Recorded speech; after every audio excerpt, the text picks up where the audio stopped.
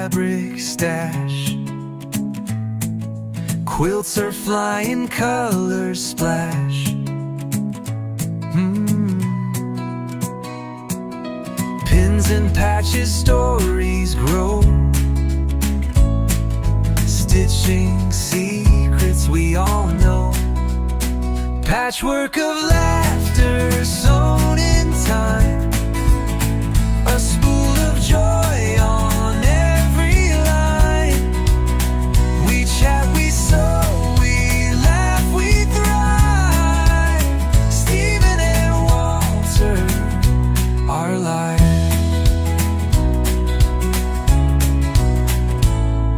Sewing tales with every square. Buttons falling everywhere. A crooked seam, but who will care? Iron presses line so neat. Friendships quilt can't be beat. Patchwork of laughter sewn in time. A spool of joy on every line. We chat, we sew, we laugh, we thrive. Stephen and Walter, our life.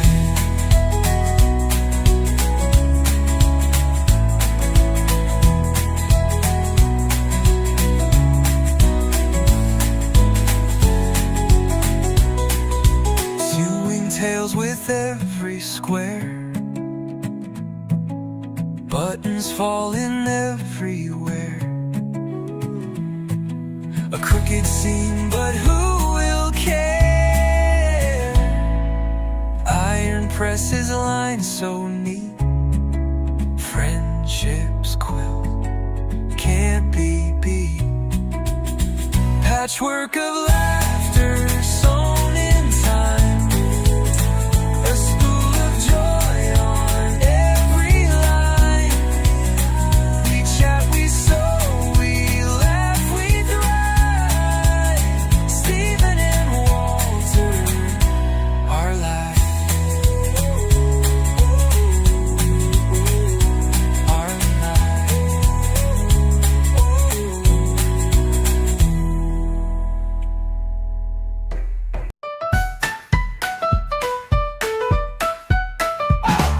Stitch by stitch they weave the tale. A patchwork life where laughs prevail. Patterns clash, but who can tell?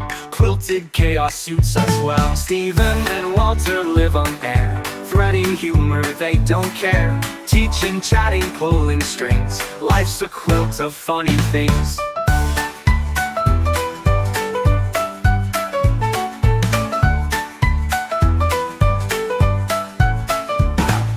Pins and needles, jokes abound. Sewing secrets they have found. Fabric flying all around. It's a show where joy is bound. Stephen and Walter live on air. Threading humor, they don't care. Teaching, chatting, pulling strings. Life's a quilt of funny things. Pins and needles, jokes abound. Sewing secrets they have found. Fabric flying all around. It's a show where joy is bound. Stephen and Walter live on air. Threading humor, they don't care. Teaching, chatting, pulling strings. Life's a quilt of funny things. Pins and needles, jokes abound. Sewing secrets they have found. Fabric flying all around. It's a show where joy is bound. Pins and needles, jokes abound. Sewing secrets they have found. Fabric flying all around.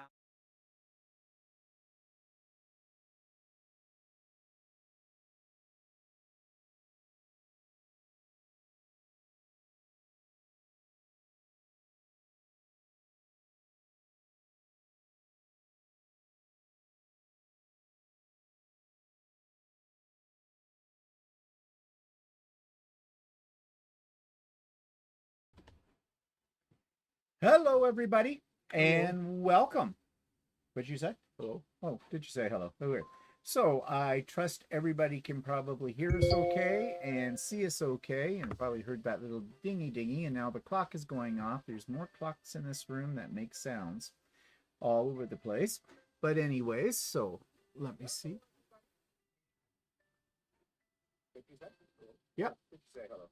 Everything is working fine, so that is good to know. So let's see who are joining us today. Everybody's coming in early, so that's great. So of course our number one fan, who was beat out by two people last week, and he wasn't going to be beat out today because I think Russ logged on here sometime early this morning. So Russ is here, and he says, good afternoon, Stephen, Walter, and chat. Family being far away isn't always a problem. Take my, I'm afraid I'll say that word wrong, aunt, but he didn't spell it wrong. So it's one of those words you have to say to yourself, and you'll get the point if you haven't already got the point. And number two here was Nina. And Nina, I know you're recovering from shoulder surgery, so I hope things are going okay for you. Caroline is here. Hello, Caroline. And Melissa, and she says hi to all from Saskatchewan. Harvest is in full go mode at farm. Okay, harvest time. And the other Melissa is here as well. And she says hi to Russ, but she doesn't say hi to us. Okay, fine. Be that way. Melissa, number one, also said currently harvesting green lentils with wheat and canary seed? Canary seed to follow. We luckily chose not to grow canola this year. Okay. I'm not sure why that's lucky, but maybe no, it's lucky because of I think there's high tariffs to China on canola. Canola stuck a high tariff on our canola because Canada put a high tariff on electric cars coming from China. Oh, okay. I see. Yep. So good thing you're not growing that, Melissa. Barb is here. Hi, Barb. Julie is here. She says, hello, Stephen, Walter, and friends. Dubrovka from Timmins is here. And I know Al is in the background as well. So hello, Dubrovka. Hello, Al. This is the name I had trouble with because I don't speak. I think it was Elva. Elva? Is that how we say it? So. Elva? She says, hi, Stephen and Walter and everyone else. It's late evening here in Sweden, but worth staying up in the late hours for you. Oh, well, that's very nice of you to say. I thought maybe you did that because you were an insomniac or something, and it will help you to put to sleep. We had a stop at Sweden once. Or in Stockholm.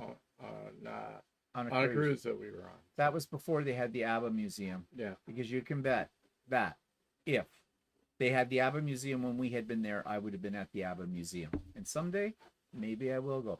We should go back to the Baltics again. Yeah. That was nice. Really liked the Baltics. Mona is here, Balloonist 2002. Good afternoon, everyone. Back home in the 105-degree Fahrenheit temperatures after my trip to Canada and enabling Stephen to buy more fabric. Yes, you did, Mona. And I hadn't bought a lot of fabric up until that point. So, yes, Mona, you evil person. It was nice stuff, too. Yeah, it was nice. And actually, I would buy again from that company because I really like their customer service. And their prices are reasonable, and the shipping is reasonable. So, yeah. Jean is here. Hi, Jean. And Jeannie is here as well. Hello, Jeannie. And Faith is here. Joanne G. Alice. And Sue Norfleet is here. And Pet Mom is here. Hello from Missouri. Pet Mom, I think you might be new, so welcome. And Karen B., of course, is here. And everything bounced up to the top again. Okay, let's see. Carolyn Lyles is here from Vancouver, USA. Marilyn is here. Joan Reed is here. Candace is here. Hi, Candace. Gloria is here. And Greenland Katie is here as well. Greenland Quilter. Susan is here. Colleen is here. Cheryl Hogan is here. Is that everybody? Did I get everybody? Melissa before? Yes, I said Melissa twice, actually. We have Melissa 1 and Melissa 2. And okay, so everybody else is saying hi to everybody else. Oh, Bonnie's here. Bonnie from Sudbury is here as well. And yeah, so the whole gang is here. Already. Well, good, because if you weren't here, there'd be no point of us doing this because we'd be talking to ourselves. So let's start with what I've been working on. This is just sneaky peeks. I will go into details about some of these things on the Idiot Quilter on Tuesday. Let me call it up here on the screen. So I did get finished the Halloween. They call it a Halloween mini quilt, and that's because it's one block is what they had. But I didn't like that size, so I did 4, of course. I've got borders on it. It's all been, Lucy got it quilted, and Lucy was very cooperative. And if you saw So Chatty this week, I did some recording of me and Lucy working together on this quilt. So it's done. More about that on Tuesday. My beaver. Question is, shaved or unshaved? I think this one's a shaved beaver.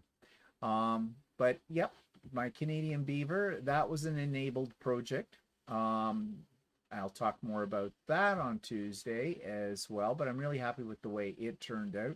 And right now it's hanging on one of my cupboard doors. And I'm working on my $5 felt bags from Dollarama. This is one side. I've got the other side of this bag sitting on the embroidery machine behind Walter right now. These take a long time. There's like over 99,000 stitches for one side. It takes like something like 256 minutes. Don't show our neighbor. Oh. Mm-hmm. I may have to make an extra one. Well, we went to the Dollarama, our dollar store, and bought them out. I bought 12. We didn't buy them out. Well, we didn't buy them out. Yeah. Well, one store did. They didn't have, they only got 4 from that store. Yeah, the light colored bag. Yeah. I like the dark colored bag. Well, we have both. I have half and half. So there you go. But yeah, so these are going to take a while, but they're for Christmas, and you know, but Christmas is coming very fast. So that is what I have been up to. So what's Walter been up to? Well, you've been busy in the garden. So how's your garden grow, Walter? Yeah, it's getting there. Well, could we be a little bit more detailed? Well, you were my concerned, cucumbers are beginning to come back again. Yeah. And my melons have started forming. I thought it was a dud melon plant, but I guess I didn't start it early enough. But you have one melon that's tried to escape. Yeah, it's hanging over the other side of the divider, so it's hanging 12 feet off the ground.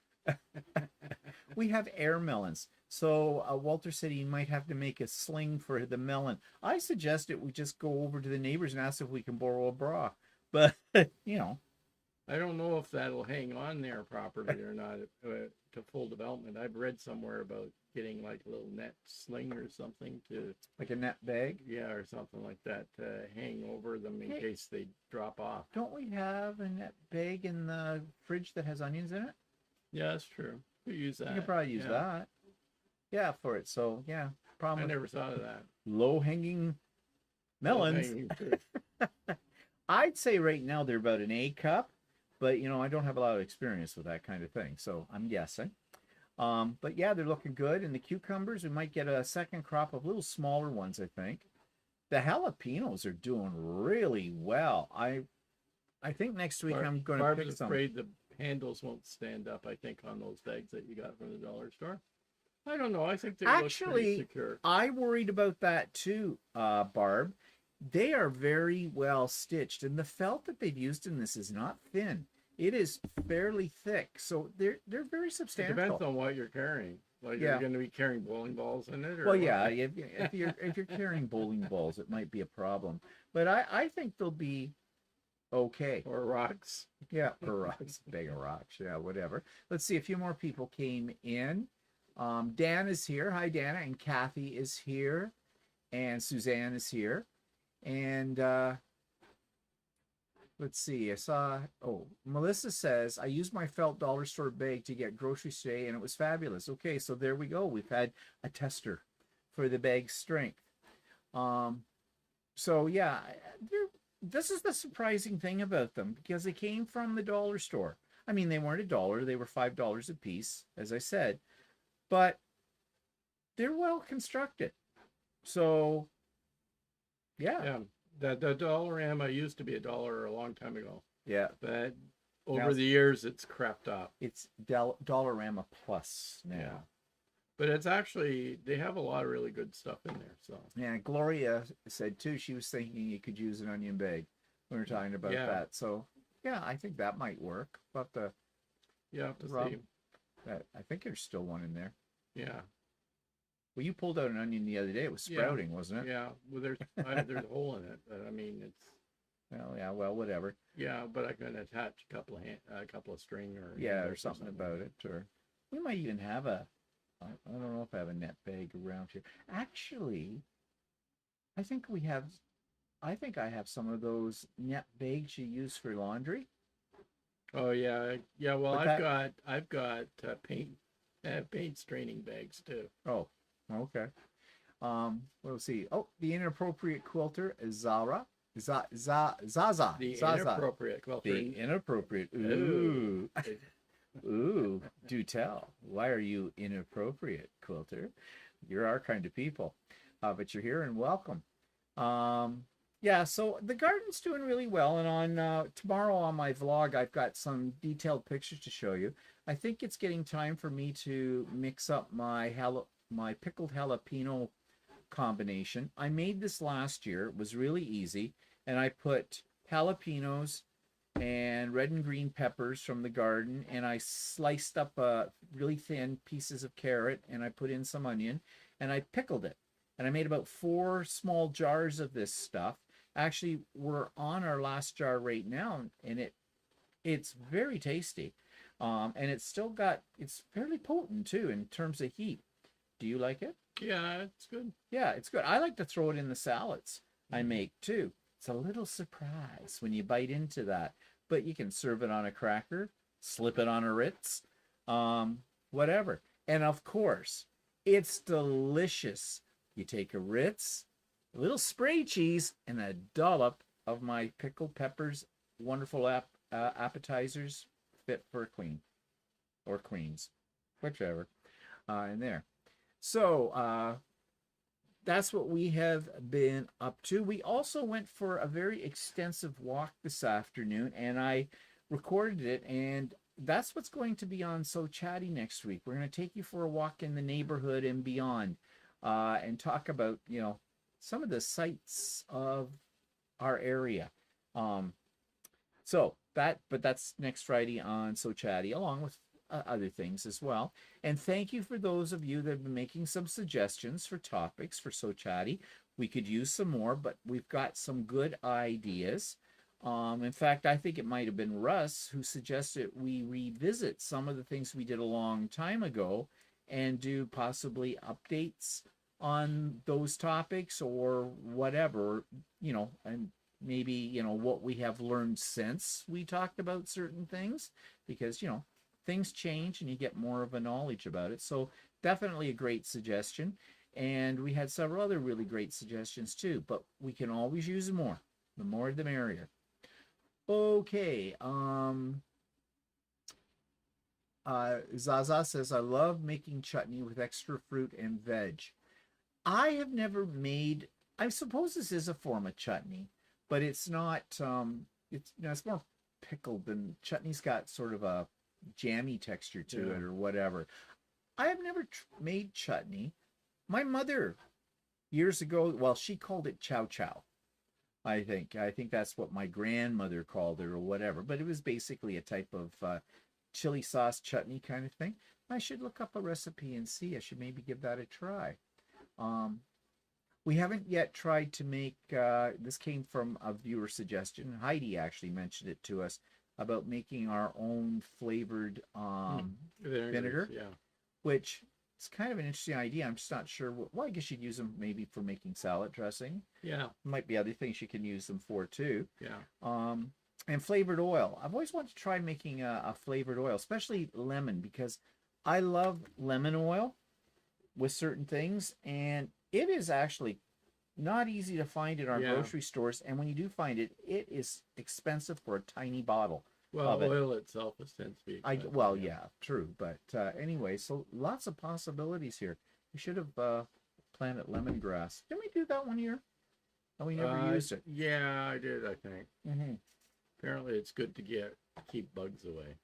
Oh, well, maybe we should have planted some. We'll remember that for next year. Dana says, enjoyed watching Stephen with Sean yesterday. Yep, coming to that in a second. And Bonnie says, Was that rebroadcast? yes, it was. Oh, okay. Bonnie says, I was able to get one of the dark gray bags this week. I was surprised how thick and large. I think they were thick. I know, I think you said thick and large they are. Yeah, I know. For $5, you know, even if you don't do what I'm doing with it, they're great to have. Like, you know, can you have too many? I don't think so. So, yeah. And you could, like somebody suggested, you could just do an embroidered piece, and instead of embroidering it directly on the bag like I'm doing, you know, just put it on another thing and applique it. And yeah, you could that, or you could just do an applique. Or, you know, I got thinking too, if you have orphan blocks, you could applique an orphan block to it as well to dress it up if you want to give it to a quilty friend or sewing friend or something like that. It might be so many possibilities, really. Maybe I should do a whole So Chatty on the possibilities.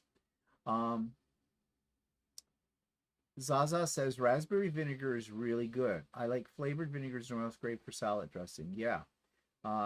Hilchen is here. Hope everybody's fine. She says greetings from Germany. Welcome, Hilchen. And Glenn is here. Hello from sunny, beautiful O'Fallon, Missouri. Sherry Cook is here as well. So, yep, more people drifting in. Okay. So, you been working on anything else this week? Not really. No. I can't think of what I was doing this week. I don't know what you're doing either. I never know what you're doing. Sleeping? There is that. Oh, Diane is here. Diana. We're catching wildlife. We're catching what? Yeah, we're coming to that. Don't spoil it. Spoiler alert. No. Okay, let's talk about events and things coming up. Sewing with me, Stephen. Walter, some people have asked, where's Walter? Well, that might be his crappy tire day. Well, actually, I'm not. Summertime, I'm not really into sewing during the day.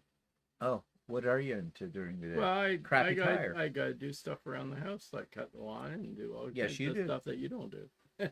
Because that's not my job. I keep a nice, orderly, clean I have house. to go to the dump this week sometime. Ooh, I probably have to go with you because we're going to get rid of that shelf, aren't we? Maybe. I wonder if we should put that shelf up, or why? Do you have other ideas for it? Were you thinking of putting it in I don't know. your I had shed? thought of listing it on a site to see if anybody wanted it. Oh, you can do that. Well, that might be better than putting it in landfill. We have this bookshelf that Walter replaced with another bookshelf in his sewing room. And I think we talked about that a few weeks ago. And now it's sitting out in the garage, and it's a decent bookshelf. Well, it's okay for it's press board. I mean, it looks like it's been through the ringer. I mean, it's not that bad. It's not that bad. But I mean, it's not a great piece of furniture, but it might be okay for a kid or a student's bedroom. But do they have books anymore? Do they use books? No, I don't think so. I don't use books anymore. I used to have, well, I mean, they put a shelf and put stuff on it, but I don't know. All those bookshelves that are behind us, well, you can't see them right now, but where I keep my fabric now, those were all loaded with books. In fact, Walter built those shelves for me to make them look like they were built in. They're just on brackets, but he put end pieces on them so they look like built-in. I forgot bookshelves. I did that. Yeah, you did. We did that fairly soon when we got here because I needed someplace to put my books. Yeah, that's true. At the time, now don't have any books. Everything's electronic. Faith says tarragon spice is wonderful in vinegar. Aren't we growing tarragon? No, I tried to, but it didn't sprout. Oh, okay. So yeah, that might be an idea. I just have to buy some. That's all. Yeah. So yeah. So imagine rosemary might be good too. Oh, probably any herb. Yeah. And I guess rosemary might be good in oil because then you can add it to salad dressing and stuff. Well, you know, if you had rosemary oil and we had lemon vinegar. Well, or rosemary in vinegar would be okay if you're making a salad dressing. Yeah. Okay. I'm gonna look into that. Yeah. Oh, and now we got tons of ideas. We just have to do it. Yeah. Dubrovka says garlic olive oil is delicious for dipping. Oh, we didn't grow garlic. That was the thing we didn't. We grew garlic one year, didn't we? No, we never grown the garlic. Oh, I guess we just talked about growing it. Yeah, So. I said why. Chili oil is good too. Oh, Yeah. we've got chili peppers. Yeah, actually, we got chili pepper. That's a good Ooh, idea. There's a good idea. Okay.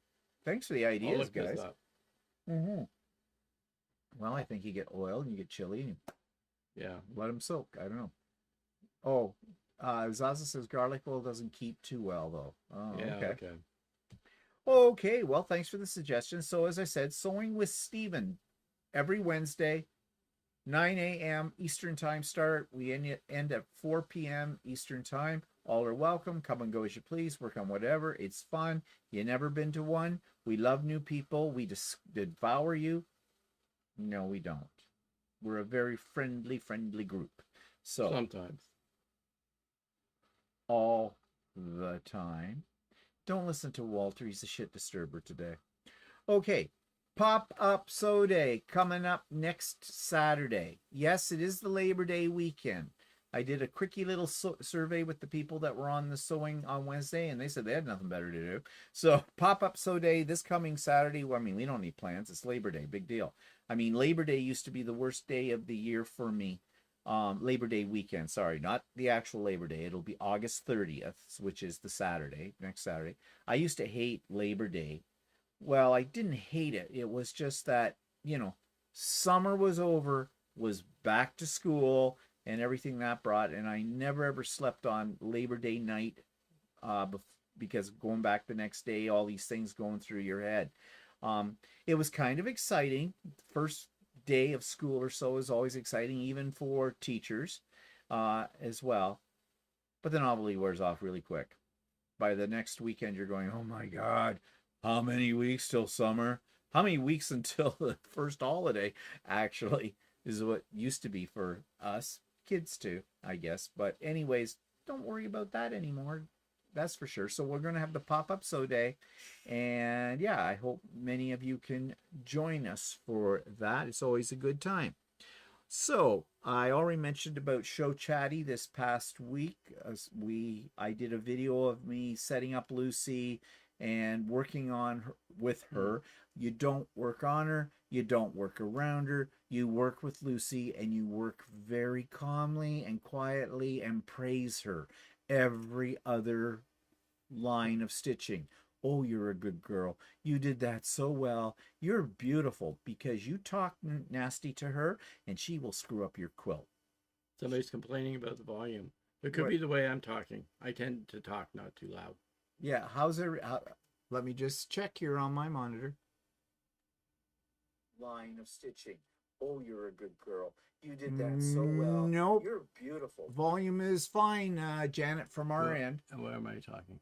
I'm not talking. Well, let's see. Yeah, I'll try to talk a little louder. I'm not very good at talking loud. Let me just check here on my monitor. Let's see what it says. Line of stitching. Oh, you're a good girl. You did that so well. Nope. You're beautiful. Volume is fine, Janet, from our end. And where am I talking? I'm not talking. Well, let's see. Yeah, I'll try to talk a little louder. I'm not very good at talking loud. You're not very good at talking loud when he's loud enough when in the house when he's not being recorded. Yeah, I know. All right, so speak into the mic. Yeah, I know. Okay, fine. I do this with him all the time when I'm testing the mic sound, and he goes, I go, testing 1, 2, 3, 4, and he goes, testing 1, 2, 3, 4. Yeah, good thing he's eye candy. But we're talking here about Barb says she was having the same issue too, so yeah, that's what she said, but like, I mean, ours seems to be okay, but I mean, I turned up the gain I a do little. tend to not talk very loud, so Yeah, he doesn't. Well, you liar. You lie. You talk loud all the time around. It's just on this. yeah, I know, but that's because I have to yell at you because you can't hear me. Oh, no. It's you that can't hear. You're as deaf as a doornail. Like, really. Anyways, Dubrovnik says, garlic you have to roast first. Oh, okay. And yeah, but once you roast garlic, doesn't the intensity of it go away? The flavor gets milder. Well, yeah, it does a little bit, but maybe when you're in the oil, maybe it gives a very nice subtle taste. You might Alba not. wants to know what you teach. What did you Special teach? topic? Nope. I taught English. Actually, I taught English, drama, and media. And So English is like English literature. English literature, yeah, You didn't not teach English as people the how to language. eat or Although how to in the case of some of talk. those kids that we had, by the time I was about ready to retire, it was more like ESL Mm. for some of them. So Denise is here. Hi, Denise. Oh, Denise says, I loved Labor Day because my kids went to school, back to school. Yeah, Oh yeah, they're going back. It's the most wonderful time of the year. Yeah. Barb says, remember, we're all getting older. Yeah, I guess. So maybe you should have, maybe you could, if you turned on the closed captions, or I don't know if you can have closed captions on a live. Yeah, I think you can, but I'm not sure. I think you have to do it at your end, but I don't know, but whatever. Okay, so Chatty, you talked about yesterday. Dana already brought it up. I was on Sean, the guy who sews live that he has every Saturday at 8 a.m. Eastern time. I was his guest. He has a different guest every week. And I haven't been on Sean's in over a year. I'm not sure what that says. But no, we discussed that. Either he's running out of people or he just remembered he still knew you. So, Or that I talk too much on his live. maybe. Well, I abhor a vacuum. I'm sorry. You know, someone has to keep the conversation going. No, we had a really good discussion, though, because we talked about some things about Australia, because he is an Australian as well. And we've been to Australia 4 times, as you know, and we love Australia. So we had that. We talked about everything under the sun. So if you weren't there on the live, he always posts it, and it's up now, his rebroadcast of it, so you can catch it there as well. Barb says closed captioning is not available on here. Oh, okay, Barb. Wasn't sure. Russ says you can do closed captioning on a live. The live has to be configured when you create it to generate the CC. Yeah, okay, that's right. I do remember something of that. Well, guess what? There isn't closed captioning on this today, and there probably never will be, so get over it. Turn up the volume. Turn up your hearing aids, well, somebody people. was Janet was saying she had it at the highest volume, so I don't know. Well, okay, Janet. The problem is yours. I'm sorry to say this.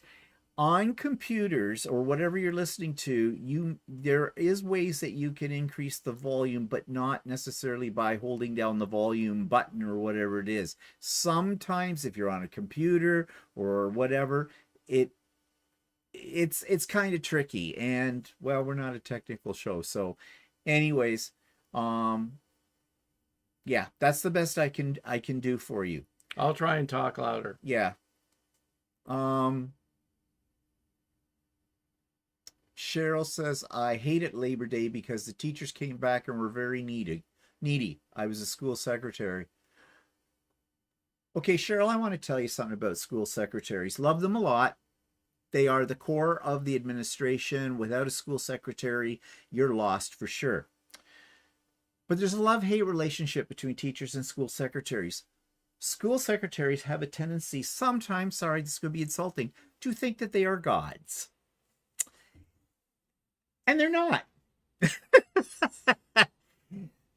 They are there to serve. As teachers are there to serve students and the parents, secretaries are there to serve the school body. Now, it's always good when the teachers and the secretaries get along. I respected secretaries, especially the head secretary, and I had a good rapport with the school secretaries because if I wanted something, I knew that they were the people that were going to do it for me. I take exception to the use of the word needy. Okay? Because sometimes I found some school secretaries to be a little bit needy and whiny as well. So it works both ways, okay? But I will say this. I had a good relationship with my school secretaries in any school I was in, and I made sure that I did because it was so much better to work with them than against them. And I think most of the school secretaries that I knew felt the same way. So it worked out okay. But I don't like the word needy. Just saying. Needy's a funny word. It is. Don't use it with me. Oh, yes. I was the secretary they all loved. I knew they Oh, were. yes, the secretary they all loved. I knew they wanted, watched my back too. Yes, that's for sure. I worked for my last school that I was in, which was a brand new school. I opened it. I was the department head there, part of the team that opened the school and all of that, which is quite a job. Actually, I had 2 schools that I was on the team that opened them, but I was the department head at this one. And one of the first people I made close ties with, friendly, was the head secretary. She was an excellent, they don't call them head secretaries anymore. Administrator. The office administrator, I guess they call them, whatever, on that. And she was great. She was excellent. We got along really well, and I liked her, and I think she liked me. And well, you know, when you have that kind of relationship, you sometimes get special treatment. Because I remember working like with every year, the principal would call in the department heads one at a time when we would talk about the budget for the department. And you had to make an appointment, right? So I'd go in, and there was this one department head that the head secretary, the office manager, was not favorable to, because she was a bitch. Not the secretary, this teacher. She treated all the secretaries like they were beneath her. So there was one time slot. I came in to get my time slot, and the one that I asked for was filled by this particular individual. And I said, well, that's okay. I'll take another one. She says, no, I'm giving you that time slot. She can have this one somewhere down the road with it. I went, okay, thanks. Her name, the secretary's name, was Pam. I loved her. She was wonderful. And I made sure at Christmas time, at the end of the school year, they all got gifts. And it doesn't hurt to liquor them up just a little bit with it, or chocolate, whatever. So, yeah. Cynthia's here. Hi, Cynthia. It was good seeing you yesterday. Oh, no, I got it wrong. I said that Nina's shoulder. It wasn't Nina that had the shoulder. It was Cynthia that had the shoulder replacement or whatever. I hope you're feeling better, Cynthia. It's good seeing you yesterday with Sean. I really appreciate it, and I hope you guys are having fun. Yeah, and I hope you're on the mend. I'm sure it's you, isn't it, Cynthia? I'm getting my women all mixed up, which isn't so good when most of your clientele are women. So moving on here. So if you saw last week's videos, you know that I had an interview with Clint Milner of the Boy Stitcher. He has a brand new channel. He only has about 2, maybe 3 now videos out, but he's working on a series. He's doing a very complicated piece of paper or fabric, foundation paper piecing. Yeah. And he's doing a wonderful job on it. Now, he's relatively new to quilting, if you saw the interview, but he's not new to fiber arts. He's a brilliant cross stitcher, and he does other things as well, and it's all talked about in the interview as well. Really nice person. So if you haven't checked out his YouTube channel, I highly recommend it, and there's a link in the show notes today for that interview if you didn't get a chance to see it. Let's see, what else is here? Oh, yeah, okay. Let me skip over this one for a moment and go to the next one. Fall retreat. I changed the date. I changed the date because it was more accommodating to presenters and to 2 people on here today that will go nameless, Russ and Mona. Did I say that out loud? Oh, I thought I just thought it. Anyways, not really.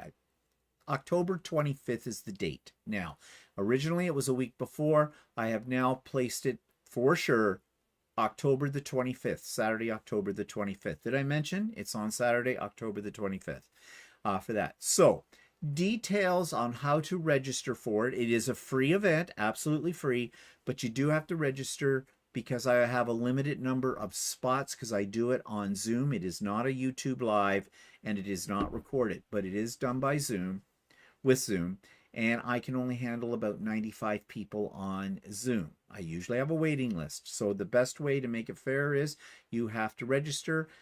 Don't send me an email right now saying you want to come to it, because that is not registration, okay? I will give you the official date and time when registration opens. It will not happen until into about the first week of October.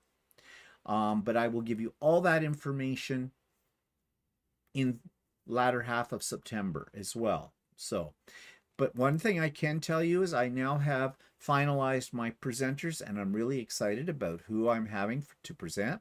First of all, I have Adam from Adam Sews. And if you don't know who Adam is, look up Adam Sews on YouTube and check out his videos. Adam does more than just quilt. He makes garments, he makes bags. He's a Tula Pink fanatic, for sure. And for him to hear me say that would be considered a compliment by Adam. He's got a wonderful YouTube channel. Check it out. But I'm so pleased that we are able to make it work because he's in England. He's 5 hours ahead of us. So yeah, so that's going to be great. And then I was having trouble finding a second presenter. You know, a lot of them are very, very busy. Usually, you know, when you want people to present, you know they're a busy type of person too. So I wasn't having a lot of luck, but then I thought I'd take a chance. And I really didn't expect to get these two people. Yes, two more people, and they will be working in tandem, which is something that's never happened on one of my retreats before. And that is Becca of Sew Becca and Ian of the Off Quilter Quilter as well. And you know, they're both really good friends, and they both agreed to do this. In fact, I sent them the email and I got an answer back from them within the first hour of it being sent out. I was really surprised. And it started off with, "Oh, I want to thank you so much for the invitation." And I was waiting for the "but" word. But, you know, unfortunately, we're tied up with this, that, and the other thing. So, you know, maybe another time. It said, "We're excited to do this." Knocked me over with a feather. So I've got Becca and I've got Ian and I have Adam, and it's going to be great. What are they going to talk about? We haven't finalized this yet. We're working on that, but I'm sure you're going to find it very, very interesting for this. So October the 25th, that's the date for it. More details coming out in the next few weeks, so stay tuned. Let's back up to what people are saying. Catch up here. Okay, Cheryl says, "The teachers gave me a large Coach purse when I retired because they knew I controlled the money bag for the building." And Barb says, "That's a nice gift." Yes, I would say that's a very nice gift. Yeah. Yeah, Zaza says, "FPP hurts my brain."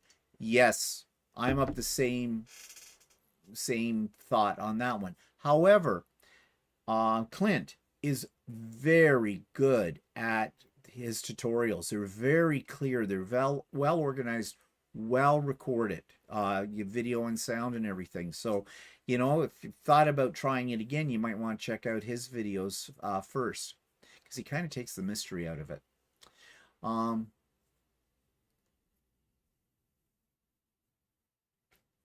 And Dubrovka says it was an excellent interview. And Zaza says, "Cheryl, they obviously thought a lot of you to get you a gift like that." Yes, I would say so. Yes, Zaza, we did meet Adam at the Festival of Quilts. That was on one of the videos from our time over there. Well, we talk to Adam every now and then. We are friends with Adam.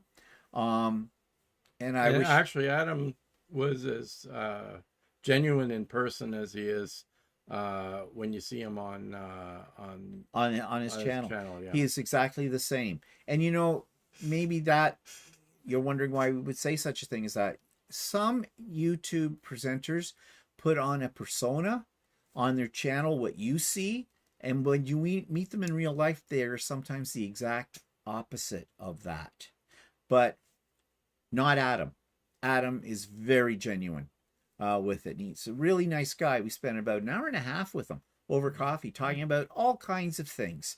And it was like we'd known him for years. Yeah. So it was nice that he was able to meet with us at the time.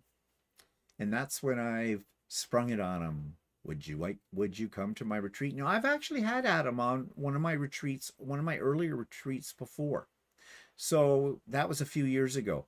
So, and I tried to get him, was it last fall, I think, again, but he was just tied up with stuff. He was moving and he had other things going on. So it just wasn't working out. So I was really thrilled that it works out this time. He's very creative too. Yes, like, very. He was wearing I think we said before, he was wearing a tulip pink shirt and that he had made, and it looked really nice that he had. And it was more creative than just having a slab, like I do, a slab of fabric and making it into a shirt. He had pieced it, so yeah. It was really interesting. Yeah, he's very talented at sewist. Dana says October 25th. I'll be on the Quilter bus to Saskatoon for the Saskatoon Quilt Show. Have a great time without me, and we will. And you're always going. You're always going somewhere, Dana. You're camping. I wasn't even counting on you to be there, so it's okay, girl. You go do your. Yeah, go ahead. You just do that. We don't care. You're busy. We're not worried. No, we're not hurt. Maybe a little. Yeah. Whatever. And Barb says, oh, wow, Becca and Ian are fabulous. Yes, they are. And together, they work very well together. So I'm really looking forward to that. There will be hijinks with those two. I'm counting on it. That'll be good. That's good. I encourage hijinks. Yes.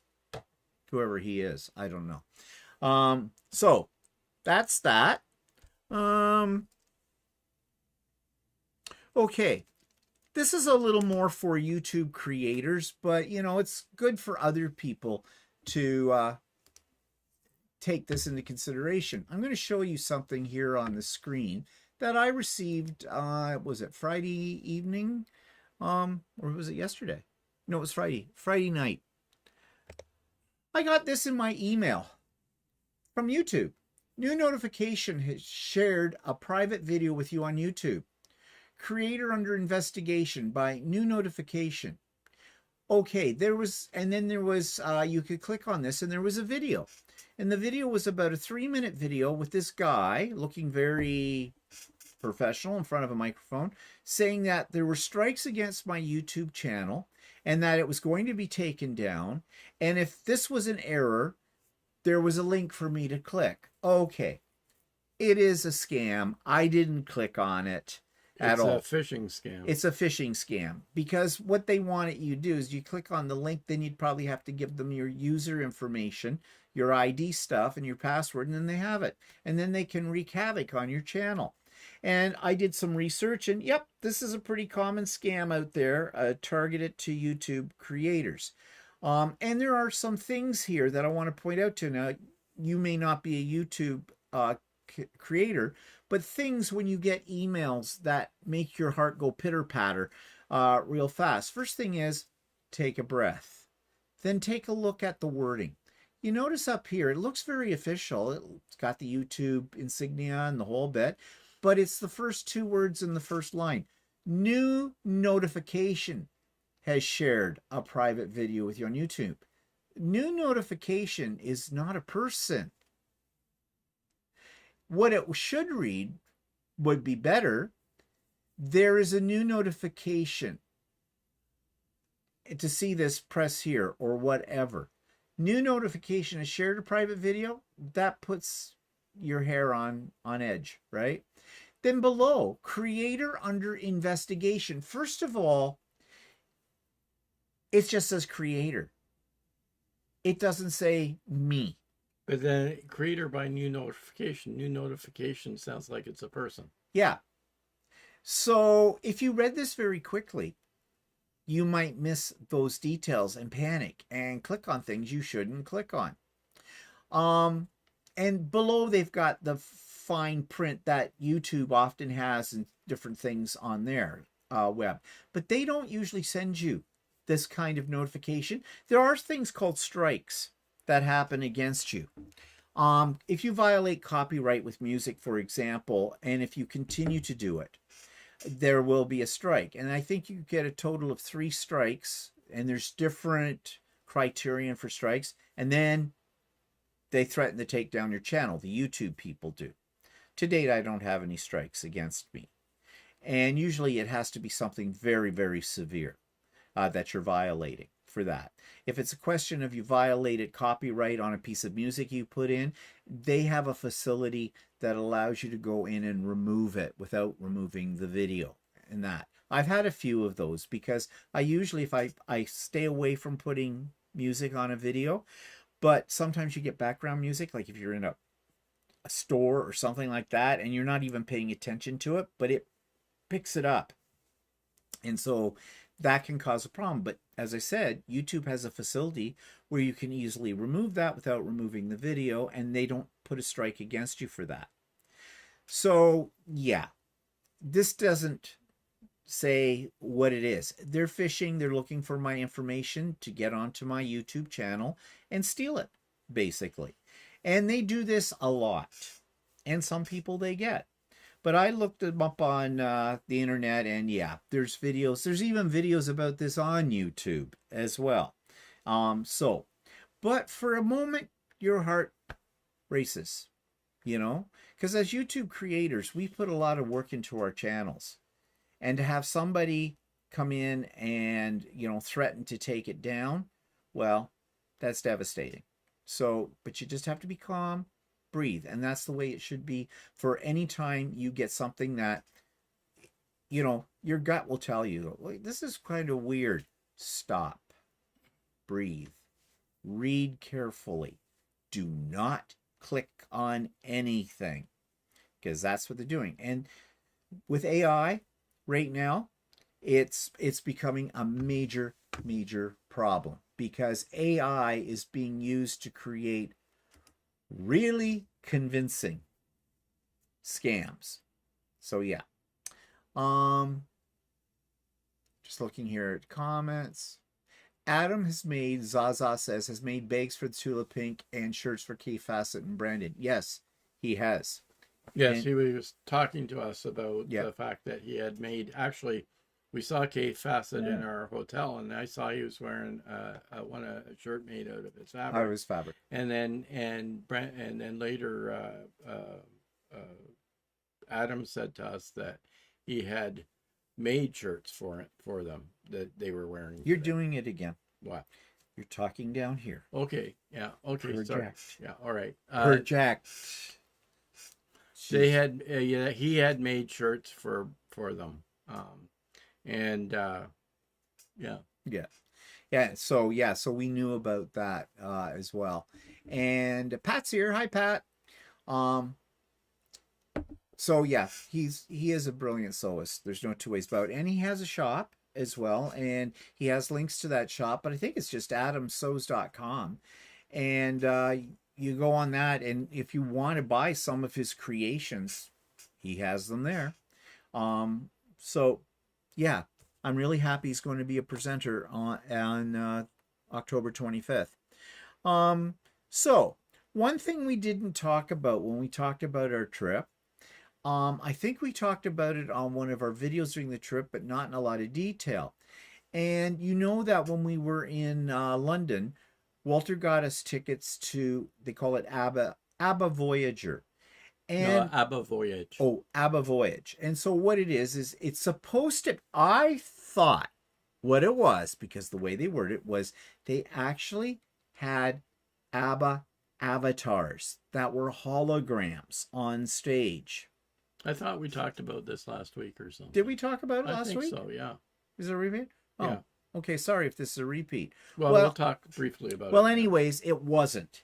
It was just actors on stage that had been made to look like ABBA, and from the way they lit it and the distance from this where they were standing in the whole bed, and they had everything choreographed and synced to like as if they were being, you know, how videoed, you know how they do it at concerts where they have close-ups on them? Nowadays, with people that don't know, and we've only been to a limited number of concerts where they did. Concert well, people. we only did one concert where they did this, and I guess what they do is because the concert halls are so big, and you can't necessarily see who's on stage from your seat, they put up videos of the people that are on stage on either side or whatever of the or somewhere in the venue that you're in, and so that you can see the a big version of these people on stage on these video screens.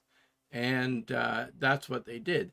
The people that were on stage, they had made these videos that were CGI videos of ABBA at a younger age on either side of the what do you call the stage, and the actors that were on the stage moved the same way. It was choreographed exactly like what you saw on the video. So it made it look like what you were seeing was a picture of the people that were on that stage. Was an actual live of the people on the stage in the video. Yeah.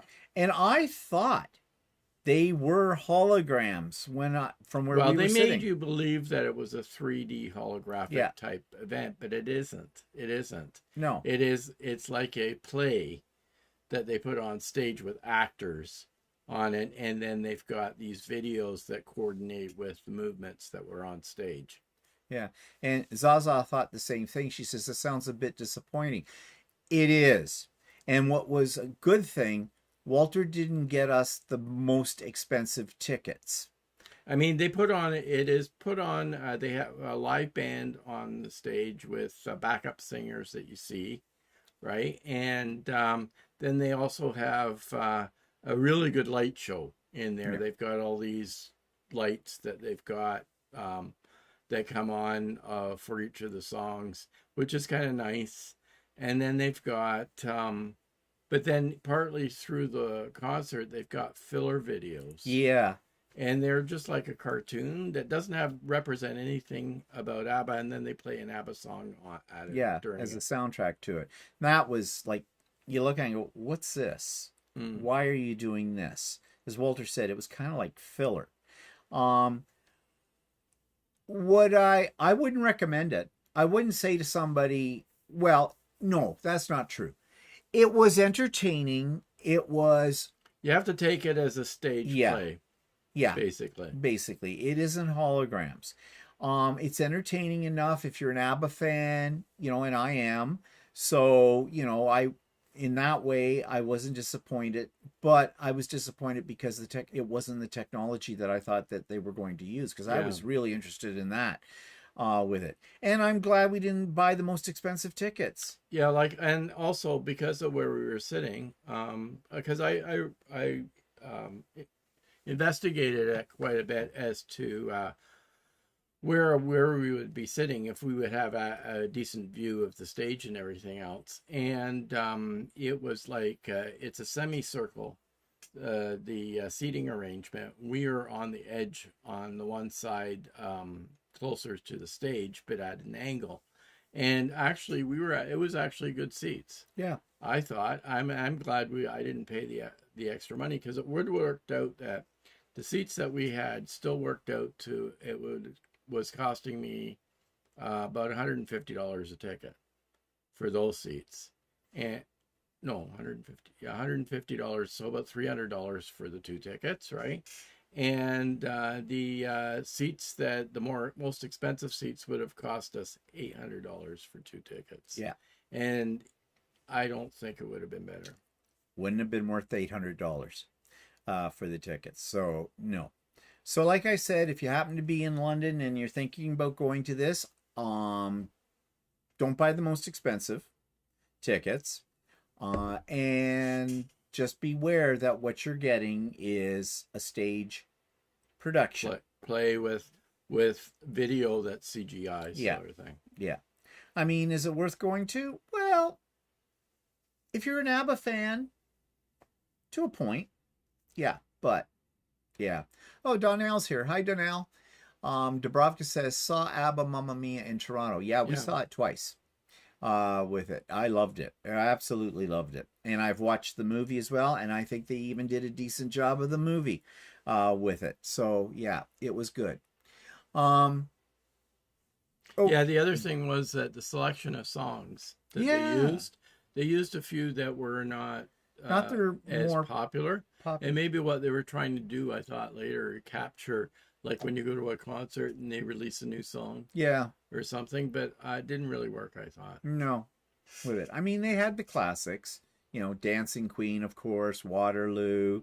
They didn't do SOS. No, Um, and they didn't do Super Trooper. no, they didn't do Super Trooper. They did Voulez-Vous, but they did a shitty job of Voulez-Vous. Yeah. I thought the Voulez-Vous was mostly done on video. Yeah, that wasn't that the one that was one of the cartoons that they played. Oh, it might have been. Yeah. Yeah. And yeah. So, yeah. Oh well. Well, Philippa's here. Hi, Philippa. Hi, Philippa. So, anyways, the other thing is we had a little incident on Friday night. Friday night. I go to bed earlier than Walter does, and Walter's up until about 3 in the morning. Well, no, actually, that night it was up till 2. Okay, technicalities, whatever. It was late. I was asleep. He comes in the room and goes, Well, wait, no, what happened was I was getting ready for bed, and I heard this weird sound coming out in the hallway, and like at first I thought my printer was doing something at my desk, which sometimes does, but I walked out, and then I heard it was in the bathroom. A strange noise. Very strange noise. So he comes in, well, then you discovered. Then I investigated what it was, and he comes into the bedroom and he goes, we have a problem. And I went, what? We've got a bat in here again. Now, this isn't our first bat, okay? We've had bats, multiple bats over time, but we haven't had a bat in the house in probably since before COVID.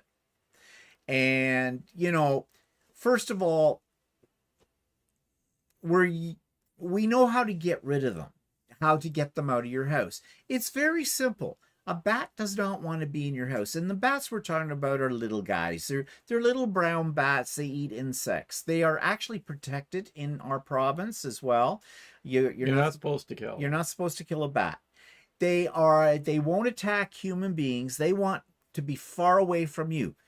But we'll come to how he probably got into the house in a minute, because that's probably what you're asking yourself. But anyways, he's there. So the way to get rid of them is you're supposed to open up some windows and some doors and they'll fly out. We have a problem. Yeah, stupid bat.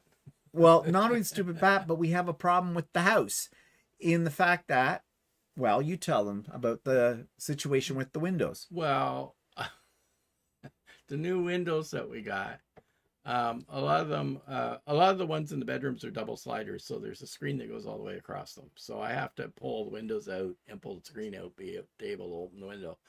But that was one problem. And then downstairs we had there's a window and there's a sliding glass door down there. Sliding glass door opens okay, but the window we had there, it used to be able to open it, but we can't open it But anymore. we decided not to have that as a window that would open anymore. So, of course, it's flapping its wings all over the place. And well, what happened was that it was in the bathroom upstairs, and I closed all the doors upstairs and opened the door to the bathroom, and it flew out and headed its way downstairs. Right. So I caught a glimpse of him flying out, and it flew downstairs. So I cornered him into the room downstairs. And we shut all the doors on. Meanwhile, I'm throwing on clothes. Then he ended up in the Lucey room. Yeah. Right. So he was flying around the Lucey room for a while, and I couldn't get him back into the main room. And then eventually he did come back into the main room, and then I closed the doors to the Lucey room. So I got him trapped in one room, which is it's our room where we watch TV. It's our rec room. Rec room, right? So, and I opened the sliding glass door for that, but he was flying around in circles. And he'd come close. He'd come close. He'd even light above the door, but he wouldn't fly out. But he wouldn't fly out. And we're thinking, okay, he's a stupid bat. We have from previous bats we've had before, they usually find the opening and they fly and they're out, gone. right? But I've had we've had one a few years ago that did the same thing. I had the window completely open, and they couldn't seem to find the window to fly out. And that one I trapped in a box. But anyway, that one actually lit on your shoulder. That one actually, no, it lit on my arm. Oh, it was on your arm? But I was wearing a jacket. Anyway, and then this one didn't light on me. It swooped over my head a few times. But this one couldn't find the opening either. And so we tried everything we could to get him out. And finally, he did find the opening. So, yeah. And that was like after over an hour. An hour and a half. We're down there trying to figure out, how do we get him to go out? And at one point, I was hanging tablecloths from the ceiling to try and close off an area that he'd get in closer to the door, hoping that would corral him even closer. And he'd go, oh, door. And out he'd go. No, that didn't work. And then Walter he would light on one of the beams in the ceiling. No, he lit on the, on one of the beams ceiling. I got a box over him, but then I couldn't get him in the box. But he didn't want to stay in the box. And then another one was, he got on top of the blinds that we have, the vertical blinds. And I started closing the blinds, and he was hanging onto the blinds. And I thought, well, the blinds will get over the door hole. But then he climbed through the blinds and came out. He didn't want to go for a ride. So we're trying to figure out, I had looked it up on the internet, and they're talking about like, they're repelled by high-pitched noises that we can't hear. And yeah, so he's screaming and yelling at them.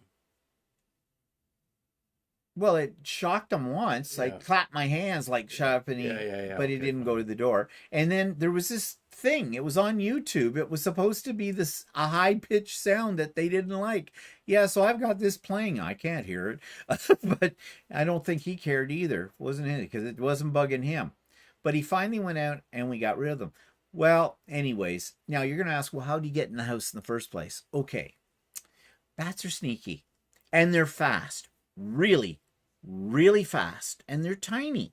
You know, when they want to get someplace, they can get there, no problem. We have an enclosed deck area, under our deck actually. It's our patio. It's screened in. And we were sitting out there on Thursday night, having a glass or two of whatever, bubbly pop. And we were kind of going in and out of the door. Well, we have trained ourselves because of past bat episodes to make sure we go through the door and shut the screen behind us really quick. I guess we weren't quick enough, or we delayed it or something probably. And the thing is, you'd think you'd see them coming and you'd shut. No, it's dusk. It's dark. We have light out there and everything, but it's not that bright. And so that must have been how he got in. Yeah. And so, yeah, our fault. But really, he was probably chasing a bug. And the bug probably came in through the door, and he went right after it, you know. He didn't put on the brakes midair and go, oh, no, I shouldn't be going in there. That's somebody's house. I won't go after that delicious bug I want. No, they don't think that. So that's how we think he got in. Bats can get into the smallest of crevices, though, too. They can actually, they don't really have a bone structure. They have cartilage, and they can flatten themselves down to 3/8 of an inch. And they have little claws on the end of the wings, and they kind of pull themselves through. Okay, but they don't usually want to come into your house. Okay, so yeah, that's how he probably got in. But anyways, the bat's gone. Lesson learned again. That's what happens when you live on. You back onto a forest with it. In fact, today on our walk, we went through that area and we saw a bat house. So yes, there are lots of bats. Yeah, Denise says, why are bats protected? Well, bats, these are little brown bats, and they eat bugs. And they're also on the endangered species list, right? And bats only produce one offspring, one baby a year. And so that's why they don't want you to kill the bats.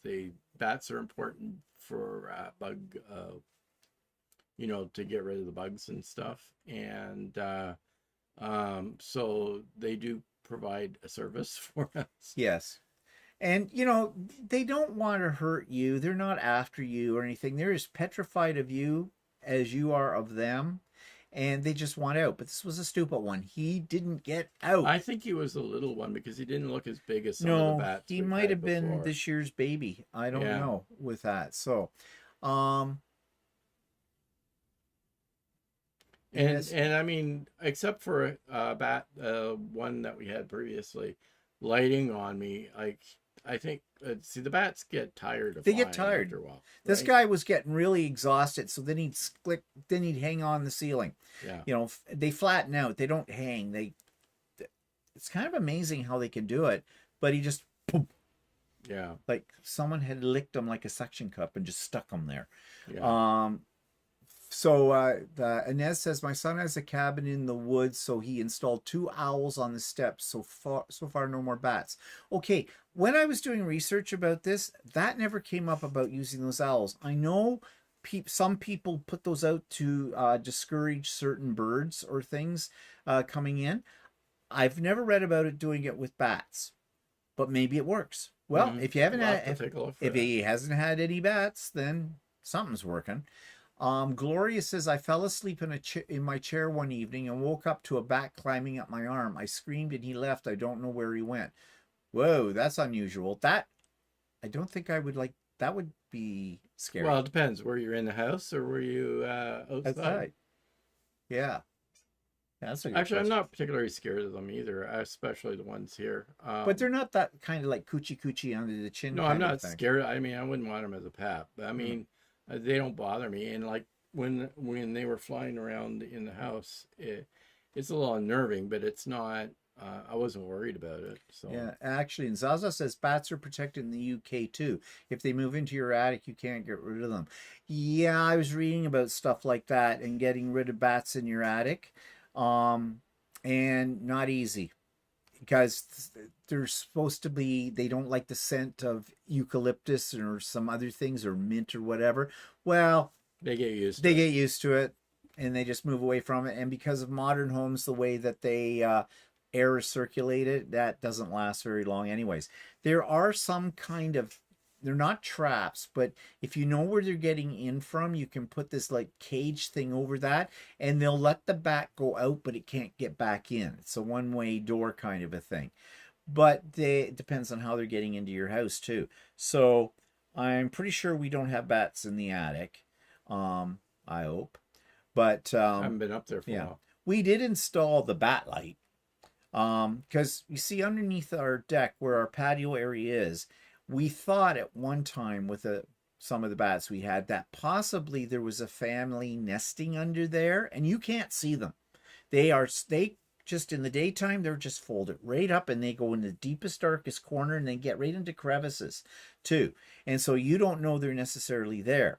So we installed this light and it comes on, it's on a timer, it comes on at dusk, it goes off at dawn out there, and to deter them from coming in. Whether that works or not, I'm not sure. It didn't deter this one.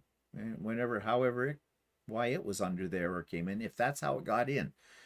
So anyways, problem is, even after you get rid of them, you're sleeping with one eye open going, I hope the hell he didn't have a friend that we've missed. And they love bathrooms. We have found bats in our bathtub. Or actually in the bottom of the garbage can. Yeah, that too. And in the toilet. Like, I inadvertently flushed one down the toilet. We thought it was dead. We thought it was dead. Poked it. We poked it, didn't move. So, yeah, I know you're going to go, you flushed it down the toilet. Like I said, they don't have bones. They just have cartilage. They fold right up. They go down. They don't plug up your plumbing or anything. But just as he was going down the whirlpool, it looked like he came back to life. Too late. Bye-bye. Oh, Cheryl Hogan says they installed a bat house on their property. Yes, I've heard. I have thought of that. Yeah, because I have heard that that's one way to keep them out of your house if you give them their own house. So, and I know over in the camp that's behind us in the woods, they had a bat house in there too. So, and there was somewhere we were one time on a trip and we walked through a park and there was all kinds of bat houses. Yeah. in there. So I don't know. But yeah, Philippa says our bats also are huge. Some with 1 meter. Yeah, we saw them, Yeah, Philippa. well, your fruit bats are The fruit bats, flying foxes. they're they not call them. little. No, but they only eat fruit. They decimate. Apparently, the fruit farmers hate them because they just go in and decimate the crops. And yeah, when you see one of these suckers, they, with their wings out, a full-grown one, yeah, 1 meter across. So yeah, we were in Cairns when we saw our first fruit bats, and they came out into the sky, and the sky just got dark with them at dusk as they were flying looking to destroy fruit somewhere. But then you started during the day, once you knew what they were and where they were, you started looking up in the trees everywhere Yeah, the you're fruit walking. bats are like the size of seagulls. Yeah. Right? Yeah. Yeah. And their faces look sort of like a fox face. That's why they're called flying foxes. We saw one stuffed in a natural museum, kind of a thing. Denise says our son snuck out one night and left his window open, so we had a squirrel staring at us in the bedroom. Then he climbed our grapefruit tree in the entryway. Yeah, well, squirrels, they're not as... We've never had a squirrel. We've never had a squirrel in the house. They're not as scary as a bat. You know, like... Well, actually, bats don't scare me anymore. Well, First no. time we had a bat. But bothered you don't me. want one in your house. No. Flying I was around. trying to get them out, and Yeah. So, anyways, that was... Oh, I have a video to show you. Almost forgot. I'm going to show you the bat video. This it's Walter... only a few seconds. Yeah, long. but I slowed it down in one part. So, and I put in a little appropriate music as well. So let me get this up here for you. And can you turn up the volume on that thing? The dial. You use the dial. Just a little more, a little more, a little more. Okay. So let me switch over here to this. And it has to go on the yeah, bottom screen. Right? Oh, yeah. Well, a second. This one. This is the screen I want. Well, Okay. we're I'm done just... there. Don't bugger off. I'm looking to see if it'll Oh. come up here on the monitor first. So There it is. Yeah. yeah. Okay. Here we go.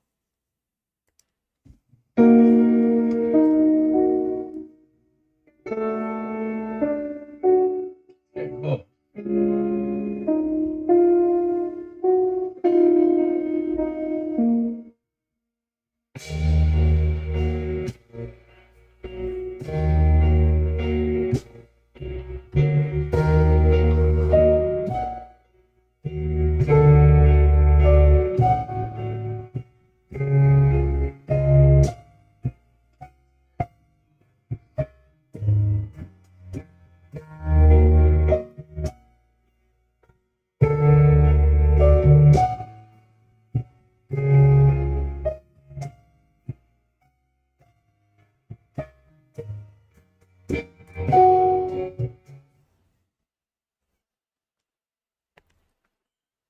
So that was our bat adventure right there.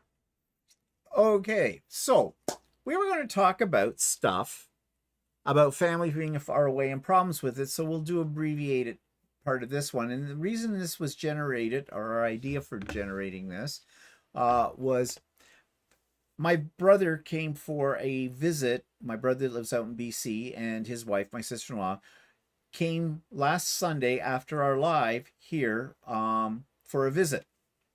And I haven't seen my brother in a couple of years. We saw them out at their place in Abbotsford, BC, back, when was that, 3 years ago or 2 years I think ago? 3 years ago. Yeah. 3 years ago. And my brother and I don't really, you know, it's not like we call or text each other on a regular basis, you know, birthdays kind of a thing, or when he's had his first grandchild 5 months after the fact. Found out about that. So anyways, it was nice to have him here, caught up on family things and whatnot, but it is so difficult to have a conversation because our lives have diverted. My brother has lived out in BC now for 18 years, he said. Is it 18? Yeah, Yeah. but 18 years ago. When they went, his oldest, my niece Katie, was going into grade 9, and the boys, Harrison and Samuel, were still in elementary school. And Samuel, the youngest, didn't know even who we were, basically, because he was about 4 years old when they moved out there. So we were strangers to him. But it was a nice visit. But there are awkward pauses when you're trying to think, what are you going to talk about now? And I think that's what a lot of people find out when the family moves away. Now, maybe if you were really close to a sibling or something, maybe you stayed in touch, you know. I was not estranged from my brother, but I wasn't particularly real bosom buddy because we're very different from each other, always have been. And our interests are different and everything like that. But anyways, it got me thinking about all the problems there are when people move away. Now, we've noticed a trend lately. Maybe just we've noticed it. But parents, when their children get married and start their own family and move away from the family area, the grandparents sell their places and move to be closer to them. Parents. Yeah, the parents move that. Especially when they've had, like the kids have had kids, you know. Well, I get that because my parents, I really feel my parents were gypped out of, you know, seeing their grandchildren because my parents were not able to really fly on their own to go or didn't have the means for that. So, you know, they had to rely upon my brother and sister-in-law bringing the kids out with them for a visit. And they did a few times, but it was, you know, not very often. In fact, very few times. You could count them. Yeah, see, it sort of reminded me of when my parents immigrated to Canada in 1954. I was born here, but my two sisters were born over in Europe. And I very rarely saw my grandparents. I only remember seeing my grandparents 2 or 3 times, 3 times actually.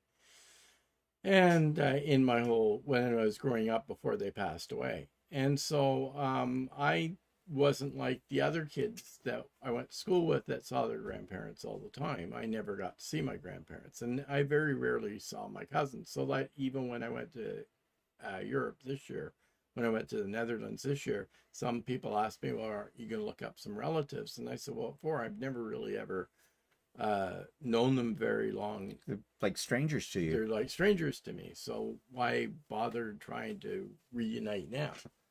So that's a problem with that. But I know my parents were disappointed when my brother announced that they were moving to BC. And I see Barb says, why did your brother initially move to BC 18 years ago?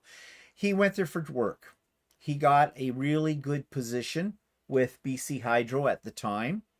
And he was not doing very well in our province as far as jobs were concerned. Yeah, he had a job and in our province, but I don't know why, but he was let go from one of his jobs. And then he kept screwing up, basically, he kept screwing up the interviews. Yes. Every time he went to another job, he said, well, I was just being honest with them. And they don't want you to be honest. Be honest.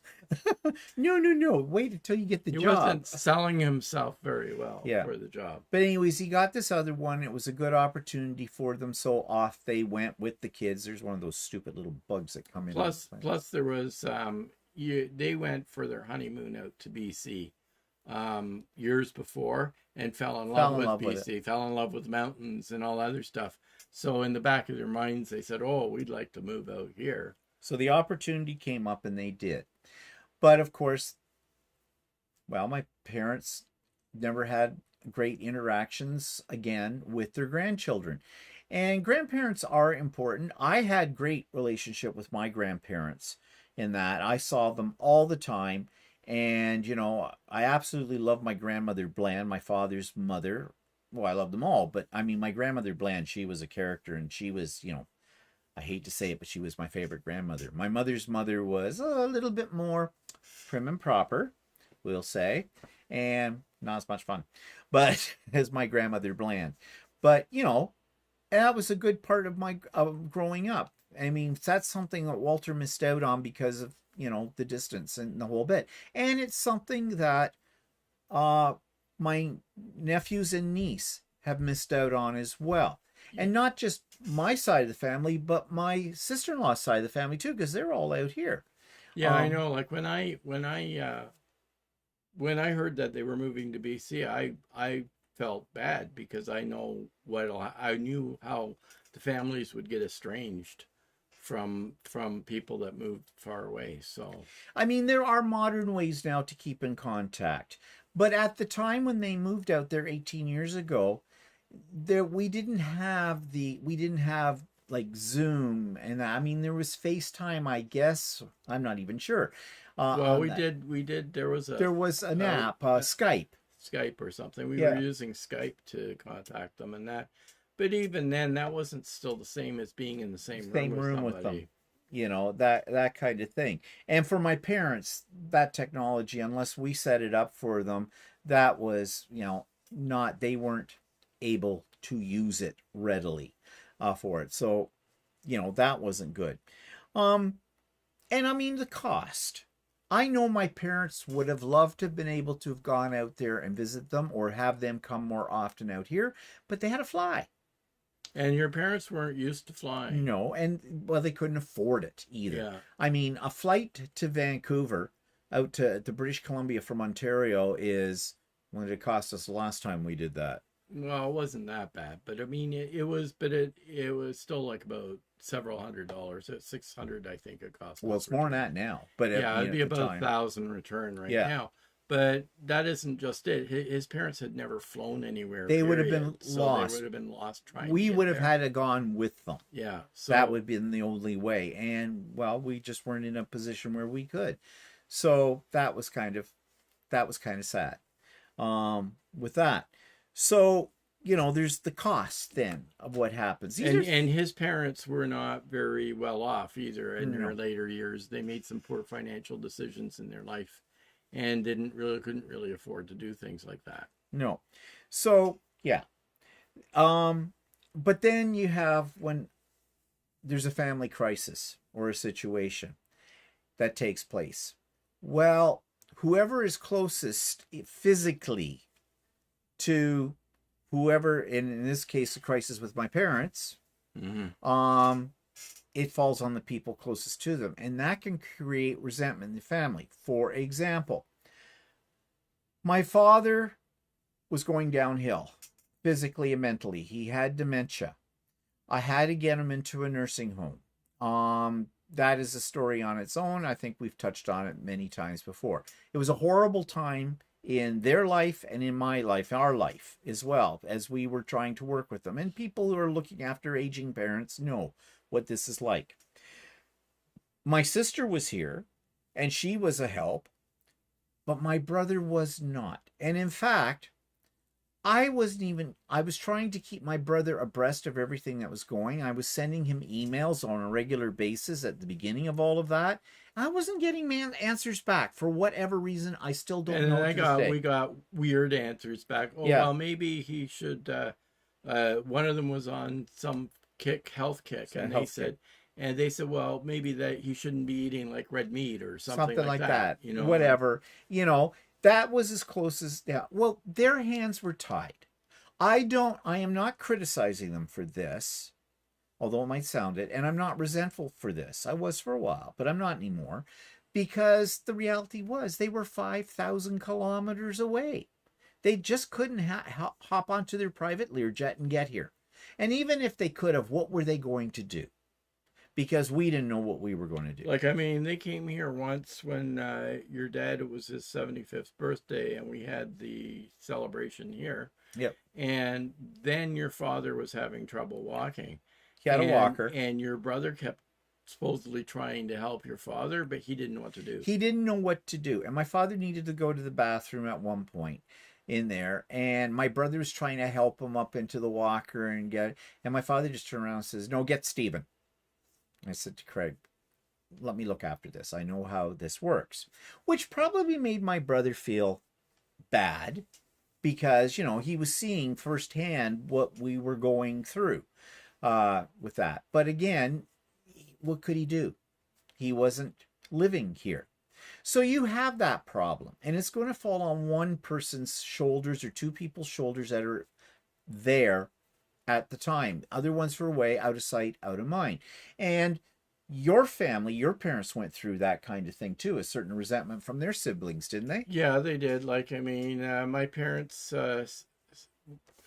in those days, it was way too expensive to fly over to Europe to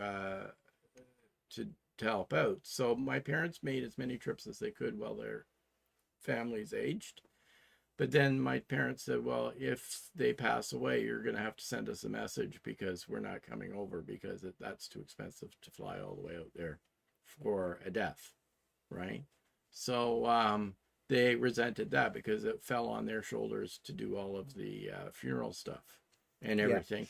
Yeah. And I understand now why there might be resentment to that, because myself, when I had to look after my parents' deaths, it was a lot of work. And not having family members around to help you out. And it was a real big problem in my family, especially between my sister and my brother and stuff. There was miscommunication there and whatnot. And to this day, my sister holds a grudge against my brother and won't speak to him. So he's over here right now. I don't think he goes back until sometime next week. She won't see him, which I think is sad. And I've said this to my sister, and I said, look, bury the hatchet. That's water under the bridge. If you really analyze it, I mean, you're going to be, my sister's going to be 60 this year. My brother is 64. We're aging. We're not getting any younger. Do you want to go out of this life with this grudge? Apparently my sister does. So that's for her. I've said my piece about it, and it's not my job to try and reconcile the two of them together, because it's just not going to happen. So yeah, so that's a problem. And speaking of that too, there's always the financial burden as well, because I make no bones about it, my parents cost us a lot of money. You know, as time went on and they had to be relocated, and because of, you know, my father in the nursing home, my mother was failing, all that kind of stuff. And yes, there was money involved, and I didn't see a nickel from my brother with that. Or your sister. Yeah, or my sister. Now, okay, I did not ask for it. No. Either. I knew their situations. They weren't in the bony knees of poverty, but, you know, my brother had kids going to university. My sister had kids going to university. I mean, your sister was here to help out. Yes, my sister was here to help out. She did, and she did help out. She did. So when, you know, we were finalizing my parents' will after they had passed away and everything like that, and I was executor, you know, I often wondered if they thought I was holding anything back. I gave them full financial information. They never accused me of, you know, skimming them or cheating them out of any money. In fact, my brother did, to his credit, did say, you know, well, the money you spent on them, you know, while you were looking after them and doing everything, he says, you did take that from the estate. Have the estate pay you back before then. And I says, no, I didn't. I didn't. And the reason I didn't do it was because I didn't want any resentment down the road, because, you know, it can happen in families at that point. Not that I necessarily think that my brother and sister would really do that, but you never know. Strange things come out. So they knew exactly how much money was in the estate. It was split evenly between the three of us.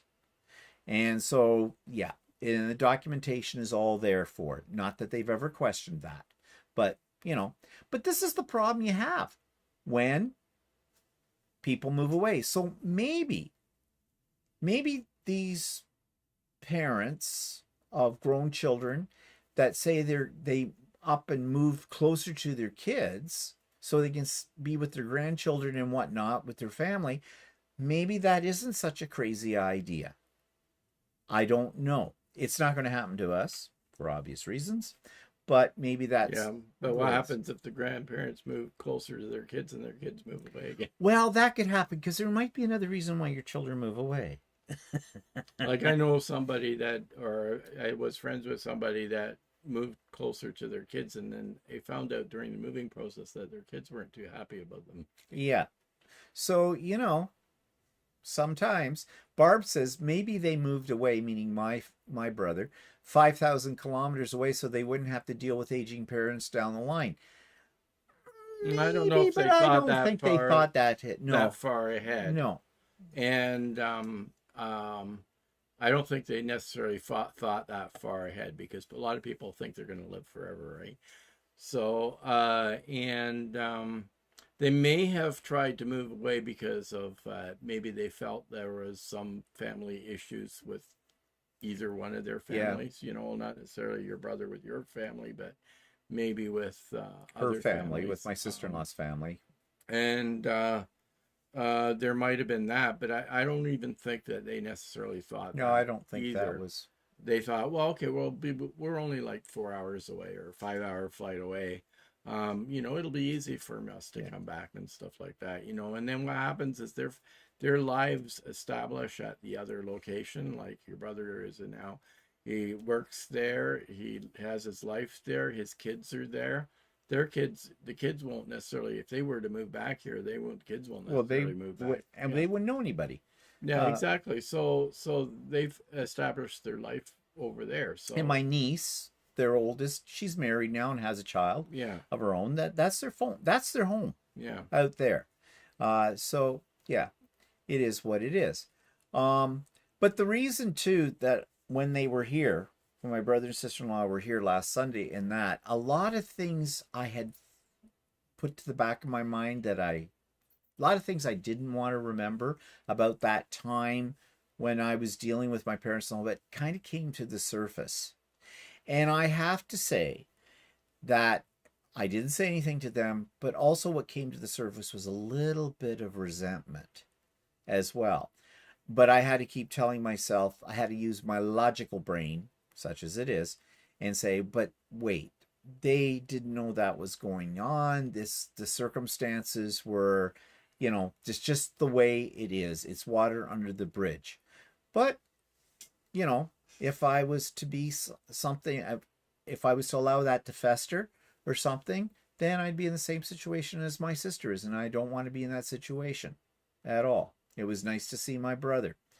And also it was nice to see how badly he's aging. But plus they had that thing where they were going to go to another location, Ottawa, from our location, which is a 4-hour drive away from us, I guess, to see some relatives that live in the Ottawa area. Her side of the family she has a lot of relatives that live in the Ottawa area. Yeah, and she thought she was going to take her mother, who is now in a retirement facility that's 90 years. She's 90 years old. The idea was that she was going to take her mother with them to Ottawa. So she could visit these friends, relatives. right? And basically her mother said, no, she can't deal with the long drive. The long drive. And because they've been removed for that period of time and they don't see their parents on a regular basis, they don't see them age. No. They don't see what limitations they have. They don't see the day-to-day trials and tribulations that their mother is probably experiencing. So, and it's one thing to be told this, it's another thing to actually witness it. Yeah. Because witnessing it actually brings the reality of the situation much more to your mind than just listening to somebody's explanation of it all. But anyways, I thought that's what I thought of all of these things when my brother came to visit, and I kind of thought there's probably a lot of you in the same boat, so we're not all alone in this. We've all experienced this on one level or another, kind of a thing. So that was the serious part of the discussion today. Anyways, we're over time. Yeah. And whatnot. So just reminders, all the videos go up next week as they always do. Sewing with Stephen on Wednesday. Pop-up Sew Day next Saturday. The link will be in the show notes to this today, plus in my videos next week. And those of you on the mailing list will get a reminder and the link to your mailbox as well. I'll be sending that out tomorrow morning, which I think I forgot to make a note of that, so I better do that as well. And yeah, so thanks everybody for coming out today and listening to all of our little stories and stuff like that. And we'll see you next time as well. So have a good whatever's left of the day and have a good week next week. And we'll see you later. Say goodbye, Walter. Goodbye. Bye, Al.